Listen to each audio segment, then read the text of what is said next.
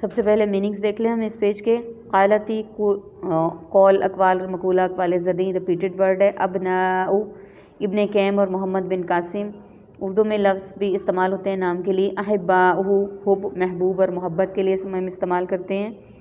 یعذبکم عذاب، تعذیب اور عذاب الہی کے لیے استعمال ہوتا ہے۔ بشرون، بشر، بشری تقاضا، یہ بھی اردو کا لفظ ہے اور بہت فیملیئر ہے۔ خلقہ، خلق، مخلوق، مخلوقات، تخلیق کائنات کے لیے استعمال کرتے ہیں۔ یغفرو، دعائے مغفرت کے لیے، مرحوم و مغفور کے لیے ہم اردو میں استعمال کرتے ہیں۔ ملکو، ملک، املاک اور مملکت۔ الارض، ارض و سما، قرہ ارض اور خطۂ اراضی کے لیے استعمال ہوتا ہے۔ بینہما، بین الاقوامی، بین ما بین اور بین سطور۔ الیہ، الداعی الی الخیر، مکتوب الیہ۔ یا اہلی، اہل کتاب اور اہل ایمان۔ رسولنا، رسول، رسول اور رسالت کے لیے ہم اردو میں استعمال کرتے ہیں۔ یبین، بیان، بین دلیل اور مبینہ طور پر۔ ریڈ کلر کے ورڈز ہیں ہمارے پاس۔ ذنوبی، گناہوں۔ مسیر، لوٹنا۔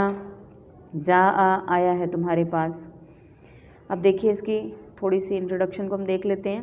اب اس آیت میں یہ کہا گیا ہے کہ کہا یہودیوں نے، یہود و نصارہ دونوں نے، یعنی پہلی بات جو پچھلی آیت کی ہوئی وہ تو انہوں نے کہہ دیا نا کہ حضرت عیسیٰ علیہ السلام اللہ تعالیٰ کے بیٹے ہیں۔ اب یہاں پہ بات اگلی آیت میں یہ ہے کہ یہود و نصارہ دونوں نے کہا کہ ہم اللہ کے بیٹے ہیں اور اللہ کے پیارے ہیں۔ اب یہاں پہ انہوں نے ایک اور مفروضہ قائم کر دیا، دونوں نے، اہل کتاب نے، یہودیوں نے بھی اور نصارہ نے بھی۔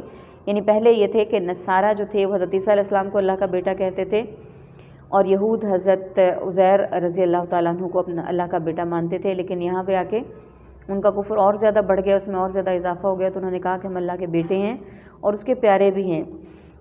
یہاں اس آیت میں نبی اکرم صلی اللہ علیہ وآلہ وسلم کو مخاطب کر کے کہا گیا کہ ان سے کہیں پھر کیوں وہ عذاب دیتا ہے تمہیں؟ یعنی اگر تم اللہ کے بیٹے بھی ہو، پیارے بھی ہو، اس کے چاہنے والے بھی ہو، بیٹے، ہر دنیا کے ہر بیٹے کے پاس یہ صلاحیت ہے کہ وہ اپنے باپ کو جو چاہے، جس طرح سے چاہے، ایموشنل مار سے یا جس طریقے سے بھی چاہے وہ منا سکتا ہے۔ لیکن یہ پھر اللہ تعالیٰ کو کیوں اپنی باتیں نہیں منوا سکتے؟ تو کیوں اللہ تعالیٰ انہیں عذاب دیتا ہے تمہارے گناہوں کے بدلے؟ یعنی جو وہ گناہ کرتے ہیں ان کے بدلے میں انہیں عذاب کیوں ان پر نازل ہوتا ہے؟ جیسا کہ ہم پڑھ چکے ہیں کہ ان پر ٹڈیوں کا عذاب بھی آیا، مینڈک کا بھی آیا، اور آگے پارہ نمبر 9 میں مزید ڈیٹیل موجود ہے جس طرح کے عذاب مختلف قوموں پر آئے۔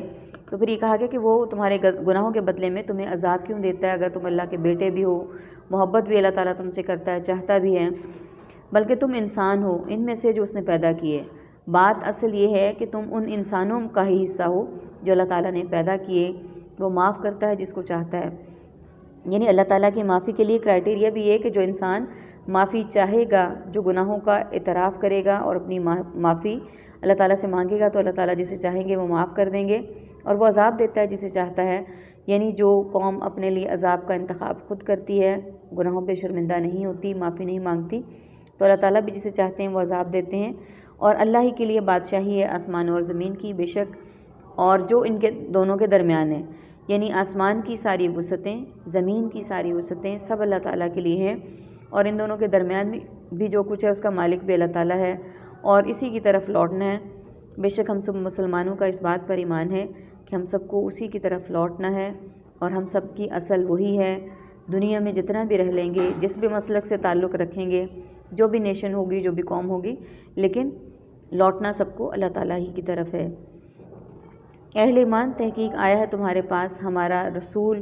اب یہاں پہ اہل ایمان کو مخاطب کیا گیا، ایمان والوں کو، یعنی اللہ تعالیٰ نے اہل کتاب سے اب اہل ایمان کی طرف رجوع کیا کہ تمہارے پاس آیا ہے ہمارا وہ رسول جو احکام بیان کرتا ہے تمہیں۔ یعنی اب یہاں پہ واضح الفاظ میں کہہ دیا کہ رسول اکرم صلی اللہ علیہ وآلہ وسلم کو اللہ تعالیٰ نے اہل ایمان کے لیے بھیجا، اور وہ رسول ایسا ہے جو احکام بیان کرتا ہے تمہیں، یعنی اللہ تعالیٰ کے پیغامات کو ہم تک پہنچاتا ہے۔ کس طرح کے؟ علی فترۃ، منقطع ہو جانے پر، من الرسول، رسولوں کا سلسلہ، ان تقولوا، کہ تم سب یہ کہو، ما جاءنا، کہ نہیں آیا ہمارے پاس، من بشیر، کوئی خوشخبری دینے والا، ولا نذیر، اور نہ کوئی ڈرانے والا، فقط، تو یقیناً، جاءکم، آیا ہے تمہارے پاس، بشیر، خوشخبری دینے والا، ونذیر، اور ڈرانے والا، واللہ، اور اللہ تعالیٰ، علی کل شیء قدیر، ہر چیز پر قادر ہے۔ آیت کے اس حصے کے میننگز کو پہلے دیکھ لیں۔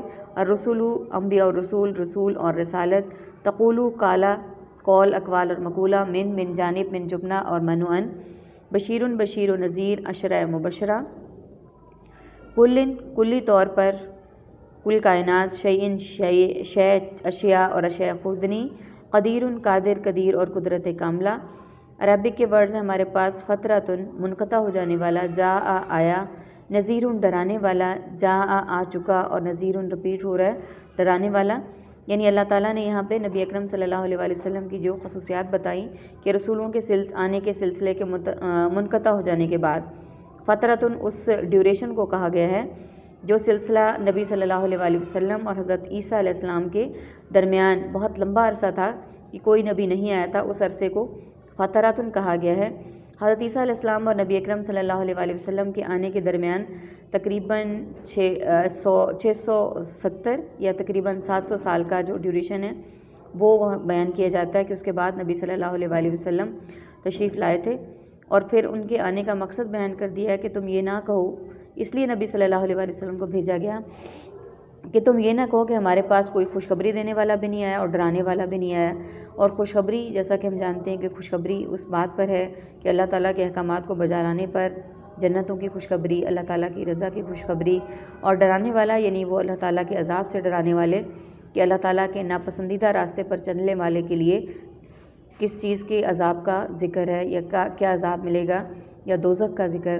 تو یقیناً آ چکا ہے تمہارے پاس خوشخبری دینے والا بھی اور ڈرانے والا بھی، یعنی آگے مزید تصدیق کر دی گئی کہ تمہارے پاس ڈرانے والا بھی آ گیا اور خوشخبری دینے والا بھی آ گیا ہے، تو اب ہمیں سیدھے راستے کا انتخاب خود کرنا ہے، اور اللہ تعالیٰ ہر چیز پر قادر ہے، بے شک اللہ تعالیٰ ہر چیز پر قدرت رکھنے والا ہے۔ اس آیت کے اختتام پہ اللہ تعالیٰ نے ہمیں مسلمانوں کو بھی واضح الفاظ میں بتا دیا کہ ہمارے پاس ڈرانے والا بھی آیا، خوشخبری دینے والا بھی آیا، گویا کہ ہم مسلمان جس دور سے گزر گئے ہم نے نبی صلی اللہ علیہ وآلہ وسلم کو ظاہراً نہیں دیکھا، لیکن نبی صلی اللہ علیہ وآلہ وسلم کی تعلیمات ہمارے پاس قرآن و حدیث دونوں صورتوں میں پہنچیں، اور اب تو لیٹسٹ میڈیا نے ہر جگہ پہ قرآن کے اور حدیث کے پیغام کو عام کر دیا، یوٹیوب کے ذریعے، واٹس ایپ چینلز کے ذریعے اور فیس بک کے ذریعے۔ اب بھی اگر ہم نہیں سمجھتے، نہیں اڈاپٹ کرتے اس راستے کو، تو ہم خود جواب دہ ہوں گے۔ اللہ تعالیٰ نے اپنے پیغام کو مکمل کر دیا۔ اللہ تعالیٰ سے دعا ہے کہ اللہ تعالیٰ ہمیں ان خوشخبریوں کو اپنانے والا بنائے، اور ڈرانے والے سے مراد جو اللہ تعالیٰ نے دیا ہمیں اللہ تعالیٰ کے عذاب سے ڈرنے والا بنائے۔ آمین ثم آمین۔ وآخر دعوانا الحمد للہ رب العالمین۔ سبحانک اللہم و بحمدک، نشہد ان لا الہ الا انت، نستغفرک و نتوب الیک۔ السلام علیکم ورحمۃ اللہ وبرکاتہ۔